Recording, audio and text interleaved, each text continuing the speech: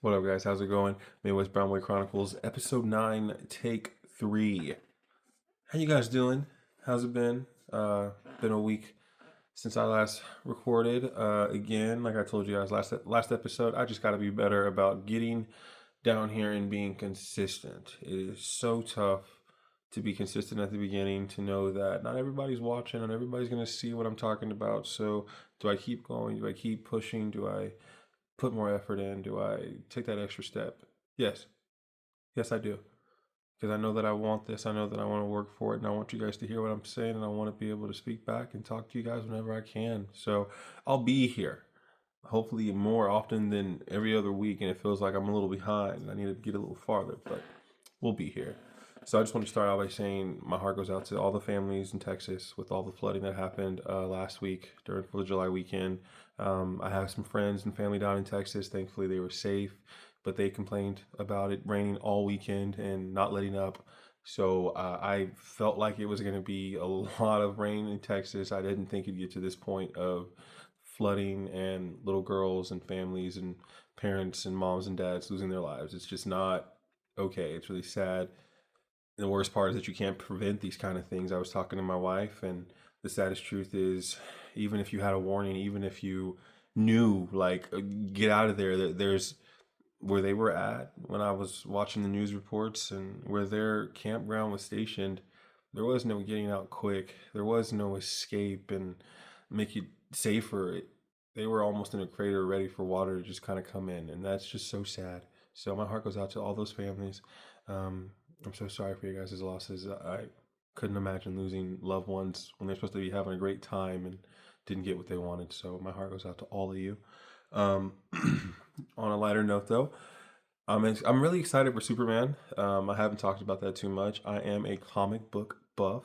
I love superhero movies. Let me rephrase that. Whoa. Don't come at me, all right? I'm not a comic book buff. I'm more of a superhero buff. I like superhero movies. I'm down for the cause. I will go see them. Just like I feel about anime. I'm not really a manga reader, but I am in anime and I am diving, okay? I will invest my time because I love it that much. The same way I do with superhero movies. We've talked over and over about superhero fatigue in the last 5 years after Avengers and Justice League, and it's true. All those things have definitely kind of put us in a space as fans where it's like, listen, 2.5 more hours of hopefully build up stories or great climaxes, plot changes. It is a lot. That being said, I'm a Superman fan. I personally believe Henry Cavill's Man of Steel is the best Superman movie that's come out. It's a really strong debate. Argue with whoever you want, but Henry Cavill is one of my favorite actors, and I felt like you didn't need to make Superman anything complicated, and they did a really good job with making him human, human. And Henry Cavill did a great job playing that role. That being said, I'm also a James Gunn believer. I absolutely love him as a director, as a writer. He is super talented. He's had his hand in some movies that I think none of you guys would ever even think about knowing. Brightburn, The Belko Experiment. He's done some movies that I would tell you guys are out of left field, but it almost showcases how talented and how big his range is. He is way bigger than just, oh well, he's going to come in and do this and this is going to be his universe. This isn't him coming in and doing something wrong. And I hope you guys know the name James Gunn because you remember the Guardians of the Galaxy trilogy and the fact that they fired him after Guardians of the Galaxy 2 because of some 20-year-old tweets.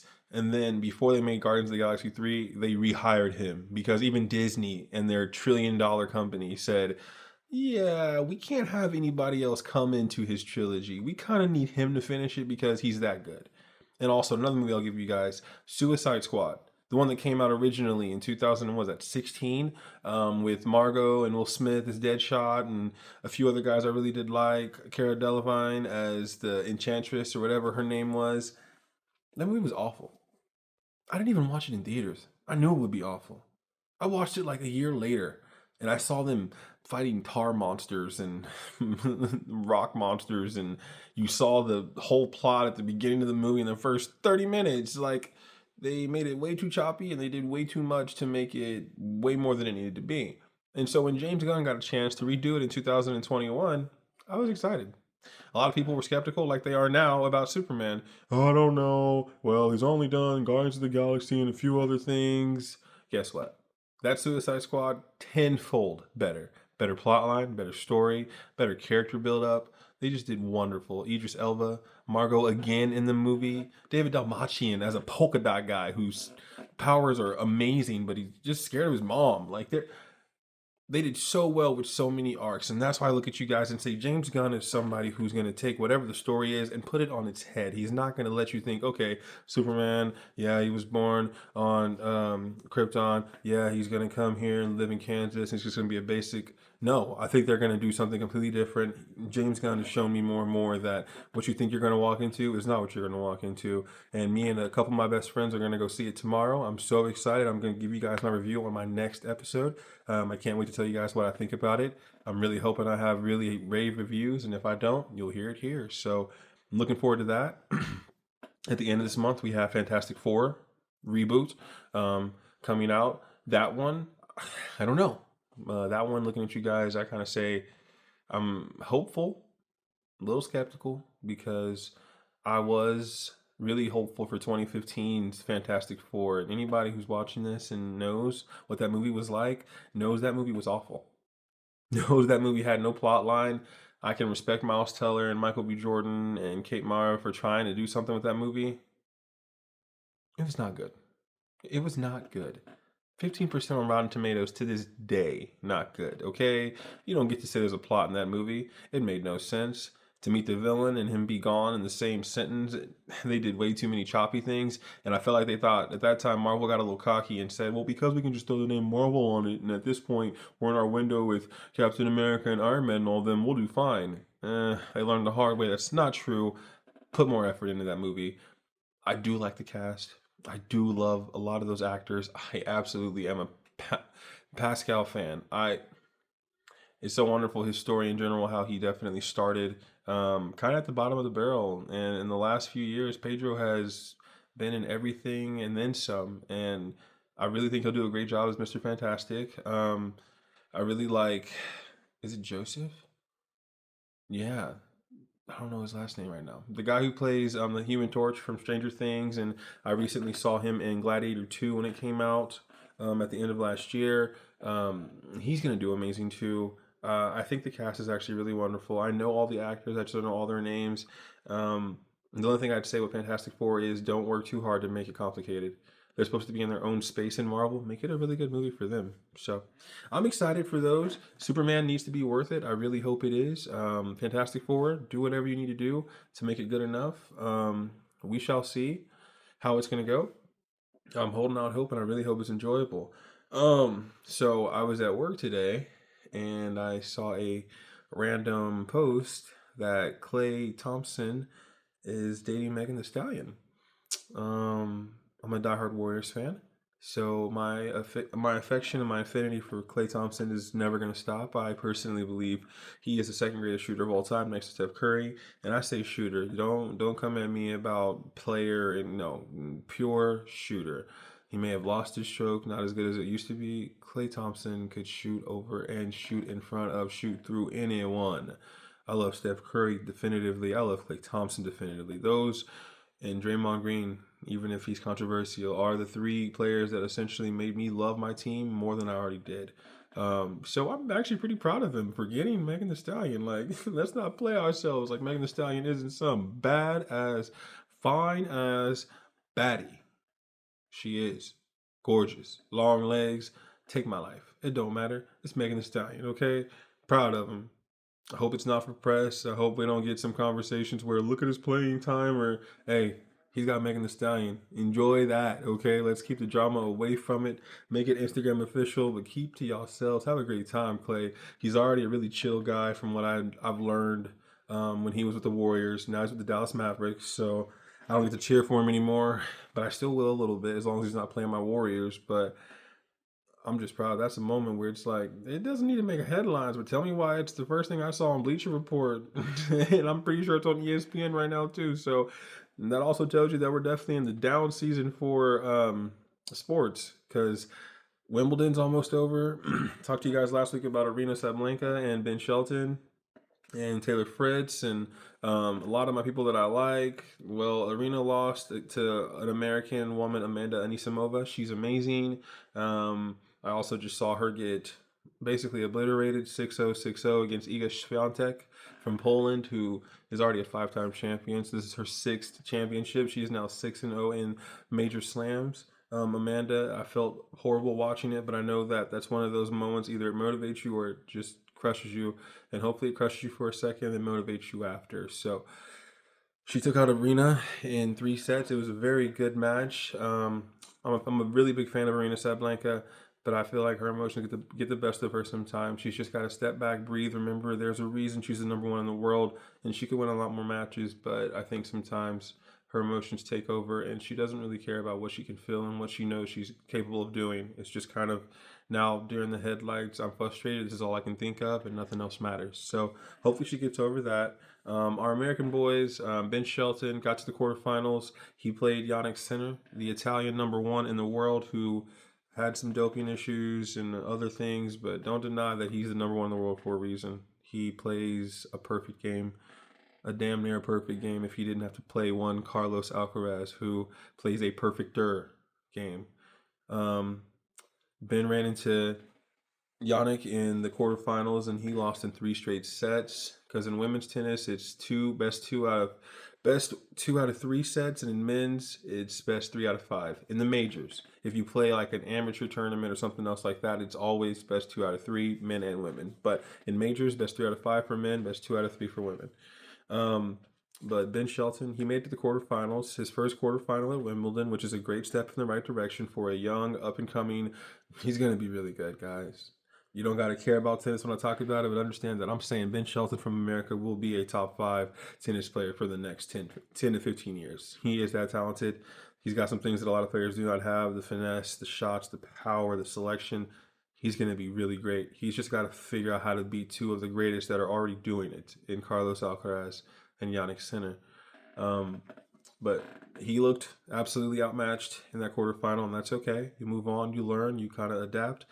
Taylor Fritz is the guy who I really had hope for. Taylor is 27. He is getting ready to hit the prime of his career in tennis, and he looks poised to take one of these Grand Slams, whether it be the Australian Open, the French Open, Wimbledon, U.S. Open. I think Taylor Fritz is super close. He got to the semifinals this year, but he lost to Carlos Alcaraz in 4 sets, the first time he's ever taken a set off of Carlos Alcaraz. So I think that's a good step in the right direction. And we want steps if we can't get the whole thing. So it's a good progress bar. But definitely see in the next few years, I think these American men are going to break through. We haven't had an American man win any kind of Grand Slam since 2004 when Andy Roddick won Wimbledon. So we need it to kind of happen. I love watching tennis. And I told you guys I'm a fan of a lot of Russian players, of a lot of European players. I'm still an American man who wants America to be out here and look really good in a really finesseful sport, but really fun to watch if you actually know what you're watching. So hopefully better for them in the U.S. Open that starts in a month.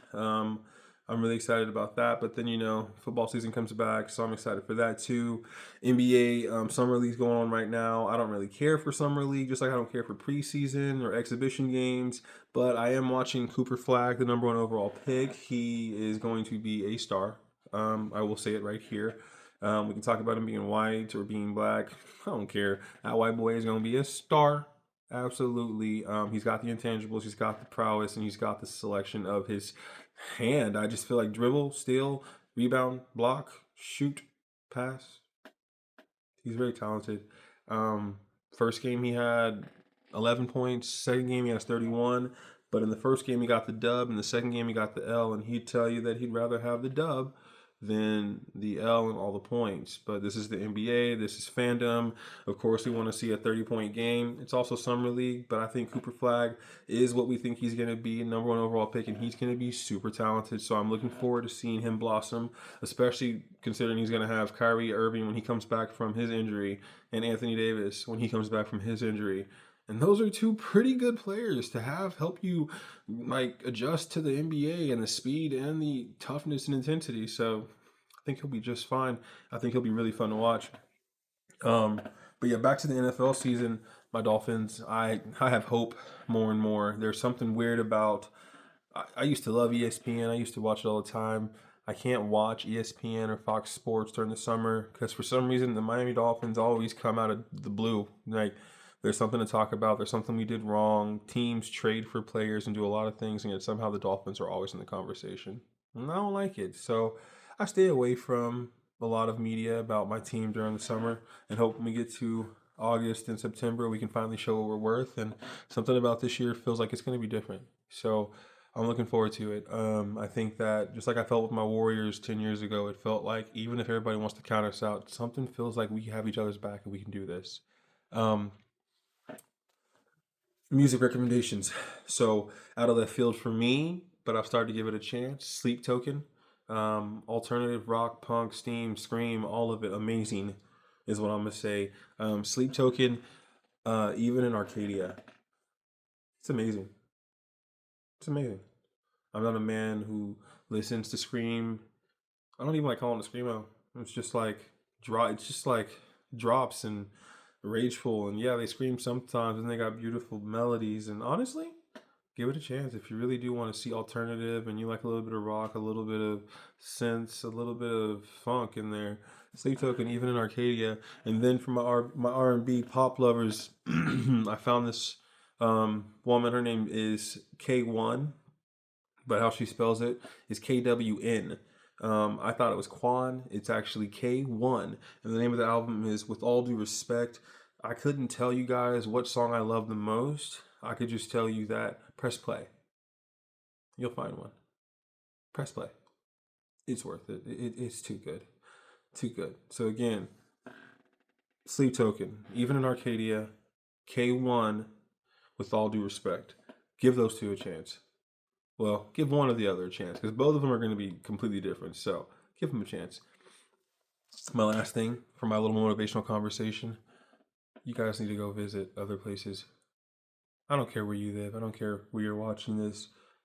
Go venture. Don't spend your whole life in the same space, in the same state, going to a lake or an ocean and saying this is good enough, going to the beach or the forest and saying this is good enough. Branch out. Go visit somewhere. You don't got to go to a different country or anything like I want to. My wife, we're going to go venture out. We're going to go travel and explore the world.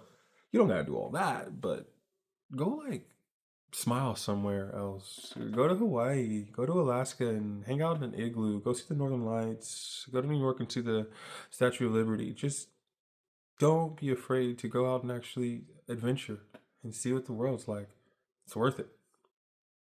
It really is. All right, guys, this has been Midwest Brown Boy Chronicles. I am your Midwest Brown Boy, Jalen Brownfoot, signing off. Hope you guys have a wonderful weekend. I will see you guys hopefully sooner than a week. Peace out. Have a good one. See y'all.